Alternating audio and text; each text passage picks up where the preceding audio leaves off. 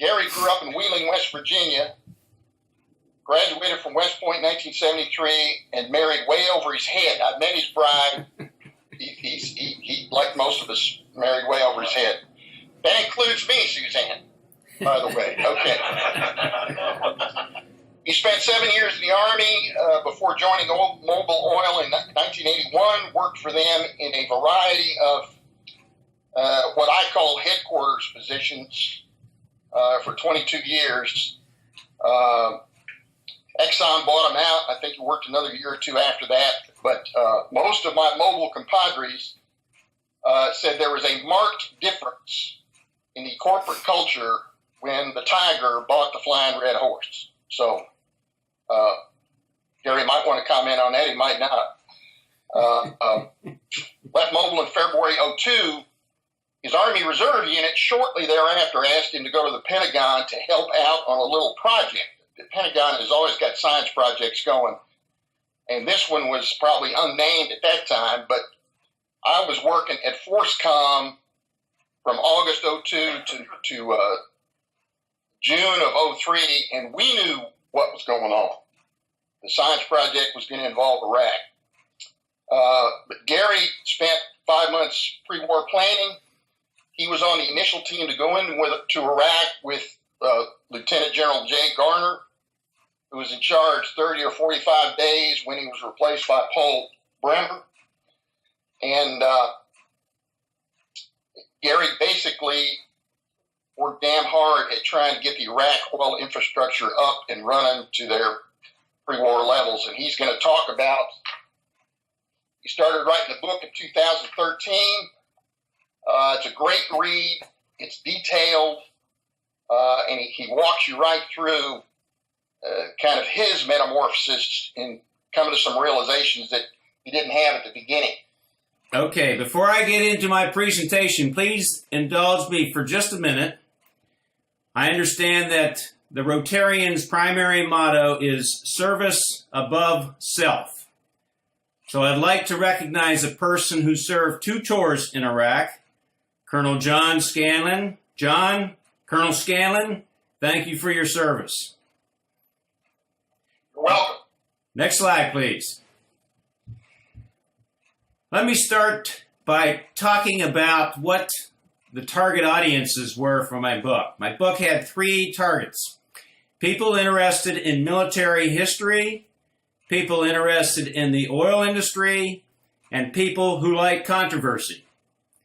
I will talk about each, but focus on the controversial part of the book, since John told me that controversy is of interest in Canton. I am now convinced that there really was an oil agenda. That was something that I denied for many years. I will share some of the facts that I have learned over the last few years, and then you can judge for yourself. Next slide, John, please. This picture was taken on March the 17th, 2003, in the Pentagon South parking lot as we were being deployed to Kuwait. It was a Sunday morning, St. Patrick's Day. Jay Garner, our leader at the time, is the person in the tan jacket and sunglasses next to Secretary Rumsfeld. The pre-war oil planning started for me about 5 months before that, in October 2002, with what we call the Energy Infrastructure Planning Group, or EIPG. EIPG was an interagency team from folks from State, Department of Energy, CIA, and Department of Defense. We had 2 major responsibilities. First, to present policy recommendations concerning Iraq oil to the President's Cabinet for decision. For example, what should we do with the oil export pipeline through Syria after we enter Iraq? I will cover later why that policy became so important and so controversial. Our second responsibility was to develop oil plans for repairing the oil infrastructure after hostilities. We worked closely with the military, both the CENTCOM plan section and the U.S. Army Corps of Engineers to accomplish this very important second task. Our EIPG work ended in mid-January 2003, and our oil team transitioned or morphed into the oil group under the Office of Reconstruction and Humanitarian Assistance, or ORHA, as we called it. This was headed up by retired Lieutenant General Jay Garner. Under Jay, and he had everyone call him Jay, we continued with our pre-war planning and prepared for deployment to Kuwait. Next slide, John, please. The ground war kicked off on March 20th, 2003, when General Tommy Franks was advised that Saddam was igniting oil wells in the south, similar to what was done in Kuwait in 1991 during the first Gulf War. Our pre-war plans assumed 250 well fires in the south and 250 in the north, or 500 total well fires, which was similar to what he did in Kuwait. Only 7 oil wells were set on fire before our military took control of the rest of the oil fields. Next slide, please, John. This picture shows myself with Colonel Brian Haynes and Brigadier General Bob Creer. Creer was the commander of Task Force Restore Iraqi Oil, or Task Force Rio, of the Corps of Engineers. Task Force Rio managed the oil reconstruction contract with KBR. Bob is a local there in Mississippi, graduating from Jackson State University in 1975. He commanded the Mississippi Valley District of the Corps of Engineers in Vicksburg from 2004 to 2008 after he left Iraq. To paraphrase General Dwight Eisenhower, war plans are useless, but the planning process is invaluable. Let me restate that. War plans are useless, but the planning process is invaluable. We validated this in the oil sector. With only 7 well fires to extinguish, much of our plan became useless. Our plan assumed 500 well fires. General Frank's decision to start the fight when he did put us 6 to 9 months ahead of schedule. However, all of us who participated in the pre-war planning were in Kuwait. We quickly pivoted our efforts and engaged the Iraqi oil leadership in the south to achieve first oil on April 23, 2003. That was just a month after all the wells were shut in from hostilities. And the oil has not stopped flowing since, thanks in large part to the strong Iraqi leadership in the south at the time and his partnering with us in Task Force Rio. That leader's name was Mr. Jabbar al-Laabi, who is currently the oil minister of Iraq. Let me try to fast forward a little bit through the era of Ambassador Jerry Bremer and the Coalition Provisional Authority, or CPA, in 2003 and 2004. I worked in the CPA oil group and departed Iraq after CPA in the summer of 2004, and then I returned to Iraq at the end of 2006. John Scanlan can attest to how bad the security got in 2005 and 2006 during his first tour over there. For example, when I returned in December 2006, the U.S. forces had to transport Americans via helicopter between the Baghdad airport and the Baghdad Green Zone. That 7-mile road was deemed too dangerous for road movements. Give me the next slide, John. Hopefully that's the one with Petraeus in it. Correct. Okay. With the appointment of General David Petraeus in early 2007 as the new military commander and the execution of the surge strategy, the Beja refinery was identified by Petraeus to play a key role in the Sunni North. It was Iraq's largest refinery, producing 60% of the country's gasoline and diesel products. If an author should have a favorite chapter, then chapter 16 is mine. It's about the Beji refinery.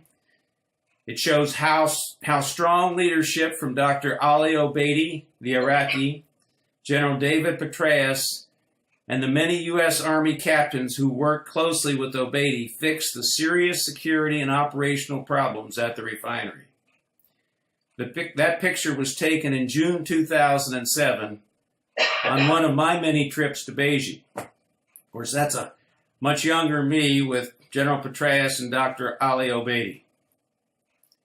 Next slide. Where is Beji in relation to Baghdad? Beji is about an hour and a half due north of Baghdad. About a 20 to 30 minute helicopter ride. Next slide. Should be a tanker. Okay, good. Besides the Beji refinery, General Petraeus focused on one other oil issue. Iraq had a serious problem in early 2007 with their export infrastructure in the south. It was literally falling apart, and 95% of the country's revenue depended on that export system. The southern export system was identified as a, quote, single point of failure, unquote, for the government of Iraq if the oil infrastructure failed. General Petraeus got behind a single-point mooring project to fix this serious threat. He identified it as a national security project and not just another oil project. Because of his leadership, the coalition military gave the project its top priority. At the project commissioning in March 2012, the Iraqi oil minister stated that it was not only an important oil project, but the most important infrastructure project that Iraq had completed in decades.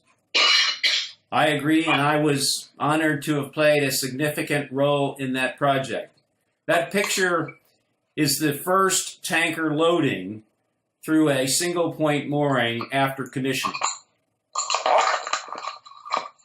Next slide, John, please. Okay, this picture was taken in September of 2011 of two active oil rigs in the Rumaila oil field. They were operated by BP. Iraq had the largest oil field auctions in the history of the oil industry in 2009. Most large oil companies participated in these auctions. ExxonMobil and Occidental Petroleum were the only U.S. oil companies to win contracts. BP, Shell, Eni of Italy, and the Chinese and Russian oil companies won significant contracts as well. In fact, the Chinese and the Russians got most of it. Before the return of the oil companies into the South before 2009, there were only 2 oil rigs operating in the entire South. On that day in 2011, there were dozens operated by major international oil companies. That Black Hawk flyover was near the end of my second tour. We flew over much of the southern oil infrastructure and witnessed a huge change taking place in Iraq's oil production growth. It was great to see. After my 6+ years in Iraq, I felt really good with what we saw during that flight. Oh, there was still much more to do, but it appeared that the Iraqis were well on their way to doing it. Next slide, please. Hopefully that's a graph. It is. Great. Okay, this graph says a lot. Iraq oil production since 1973. Note the 3 dips down to 0. The first was the Iran-Iraq War. The second was the 1991 First Gulf War. And then the third dip is in 2003. Iraq's currently achieving record production of about 4.6 million barrels a day. The current oil minister has targeted for 5 million barrels a day production by the end of this year and 7 million barrels a day production in 5 years. From my perspective, the oil sector has been a huge Iraqi success story over the last 15 years. Next slide, John, please. Now, my book does introduce some controversy. Was there an oil agenda for this war? If you had asked me that question 4 years ago, I would have said no, absolutely not. And in fact, I said no on national television in 2014. Ambassador Bremer and I went on the Rachel Maddow show to refute Maddow's position that the Iraq War was largely about oil. Specifically, I said that I had not witnessed any serious oil agenda during my time at the Pentagon and in Iraq. I cannot honestly say that today. So what has changed my mind? Phil Carroll was the retired Shell U.S. CEO who became my boss in Baghdad in May 2003. He and I met on his first day in Baghdad, and we agreed that if either of us saw anything close to an oil agenda in the summer of 2003, we would both resign and leave Iraq. Phil and I had spent time in the U.S. Army during our younger years before our careers in the oil industry, and both of us detested the thought of U.S. soldiers dying so that some oil company could profit from it. We were looking for an agenda involving U.S. oil companies. The president's critics were looking for the same thing, and even inferring in the U.S. press that it was taking place. We did not see that. Let me get a sip here.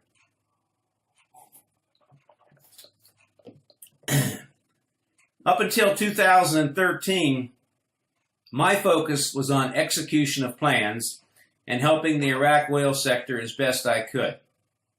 I had little desire to research about an oil agenda. I was in denial. I believed that my country sent me to Iraq for a noble reason and that people in my government just got the weapons of mass destruction issue wrong. I refused to entertain the idea that oil played any part in their decision. Oh, I saw things that I did not understand during 2003, but I wrote them off as distractions to our mission, such as, why did Paul Wolfowitz, the Deputy Secretary of Defense, verbally reverse the decisions made by the President's cabinet about the export pipeline through Syria just before the war started? We had discussed the export pipeline through Syria during our pre-war policy discussions. No oil infrastructure was supposed to be targeted during the invasion. The final written policy agreed by the President's cabinet in late December 2002 stated that exports through that pipeline through Syria should be used as leverage with the Syrian government to get their cooperation. The pipeline was not supposed to be destroyed. However, Wolfowitz verbally reversed that guidance during a video teleconference with General Franks about a week or two before the invasion. The one large pump station that pumped oil through the Syrian export pipeline was destroyed early in the war. It was the only intentional oil infrastructure target. Secretary Rumsfeld announced to the New York Times the day after the pump station destruction that it was destroyed to punish Syria for helping Saddam smuggle oil outside of the United Nations Oil for Food program. Such explanation made no sense. The attack on the pump station punished the future government of Iraq much, much more than Syria. Iraq lost an export channel and a $50 million pump station. Syria only lost the toll fees from any export barrels that Iraq would export through the pipeline in the future. Iraq incurred more than 95% of the punishment. This had all been discussed during our pre-war planning, and that is why the written policy approved by the cabinet stated as it did. So why did Wolfowitz reverse it? It made no sense to me until I started doing some serious research. Google is an amazing search tool. I was able to find things in 2014 and 2015 in the foreign press that were real eye-openers. Articles written in 2003 and 2004. I learned several new facts. I learned about an oil agenda and the players involved, but the most important was that I learned motives. I had many sleepless nights. I learned that a person cannot sleep when they are angry, and the more I learned, the angrier I became. I had been a volunteer for all of my time in Iraq. I risked my life for 75 months, working for what I thought were noble reasons. The more I learned, the more I realized that there was an oil agenda, and I was just an unknowing participant. The oil agenda I discovered and experienced was to supply Iraq oil to Israel. The players were the neoconservatives in the Bush administration, their favorite Iraqi, Dr. Ahmed Chalabi, and the Israeli government. One of the motives was because Israel was paying a huge premium for its oil imports, and this premium had just started in the late 1990s. The agenda called for the reopening of the old Kirkuk to Haifa pipeline and its significant expansion. When this pipeline plan became unattainable in the second half of 2003, then other actions were taken to get inexpensive Iraqi oil to Israel. A much more credible explanation for intentionally destroying the Syrian export pipeline than what Secretary Rumsfeld told the New York Times was found in the British press. The Guardian, a London newspaper, quoted a retired CIA agent just after the Syria pipeline attack, and I quote, "It has long been a dream of a powerful section of the people now driving the Bush administration and the war in Iraq to safeguard Israel's energy supply. Rebuilding the old Kirkuk to Haifa pipeline would transform economic power in the region, cutting out Syria, and solving Israel's energy crisis at a single stroke," unquote. Next slide, John, please. Okay.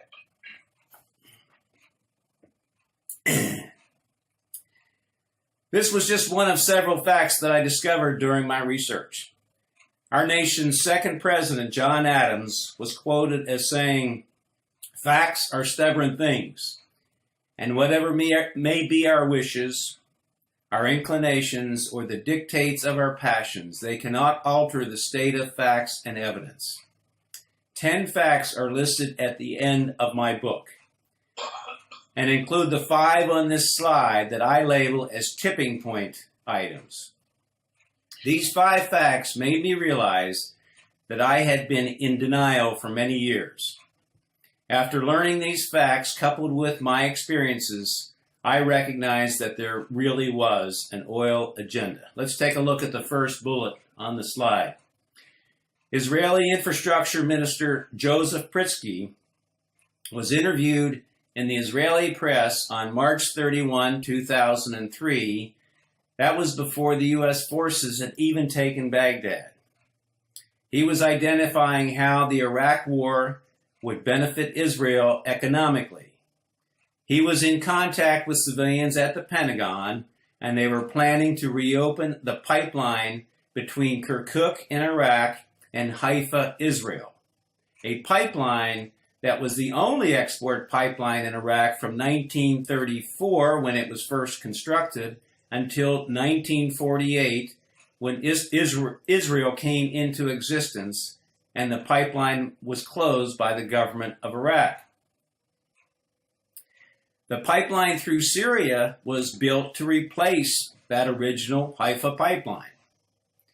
Pritzker identified that Israel was paying a 25% premium for the oil imports they were receiving, and this pipeline to Haifa, with its expansion, would eliminate the premium and be a huge economic benefit to Israel.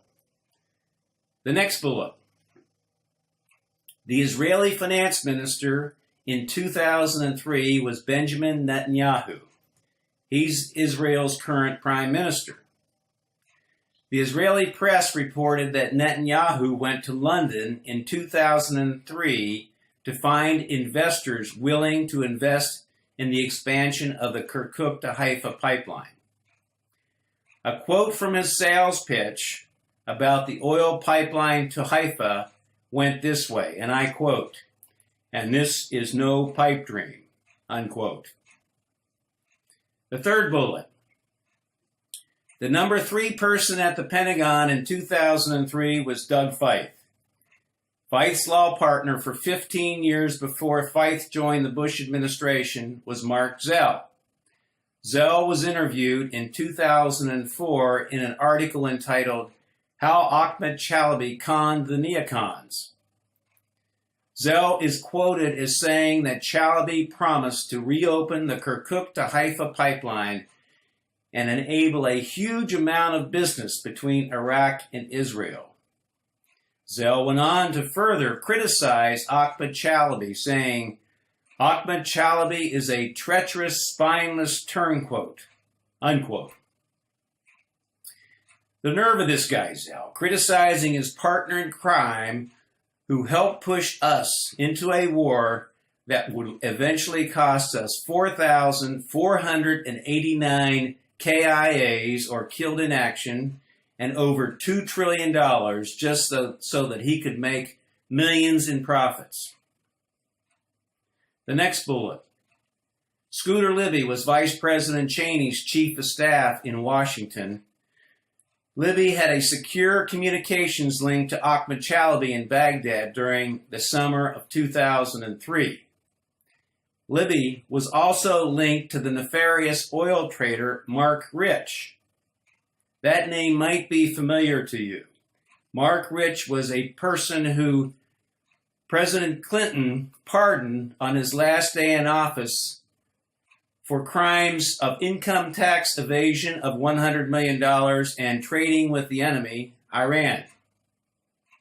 Libby was Mark Rich's lawyer for many years, while Rich made billions, and I say that's billions with a B, moving Iranian crude oil through a secret pipeline through Israel, from the Red Sea port of Eilat to the Mediterranean port of Ashkelon. This secret pipeline was constructed in 1970, and Mark Rich transported Iranian oil through this pipeline for over 20 years until the mid-1990s. He moved the oil through Israel to his customers in the Mediterranean, and Israel took what it needed at a nice discounted price. This arrangement stopped sometime after 1994, when Rich was forced out of the company he started. Both Mark Rich and Scooter Libby developed a very close relationship to the Israeli government, and especially the Mossad, Israel's intelligence group. The former British Foreign Secretary from 2001 to 2006 was Jack Straw. Straw said of Scooter Libby, and I quote, "It is a toss-up whether he is working for the Israelis or the Americans on any given day."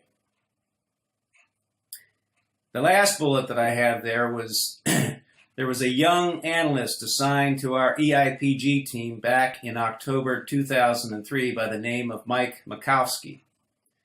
Makowski had no recognizable experience in the oil industry and no applicable experience in government.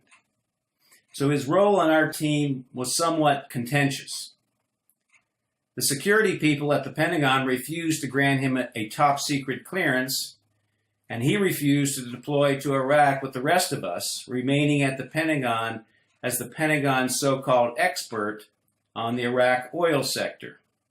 Years later, I learned that Doug Feith overruled the Pentagon security group to get Makovsky his top secret clearance, something I did not know was even legal.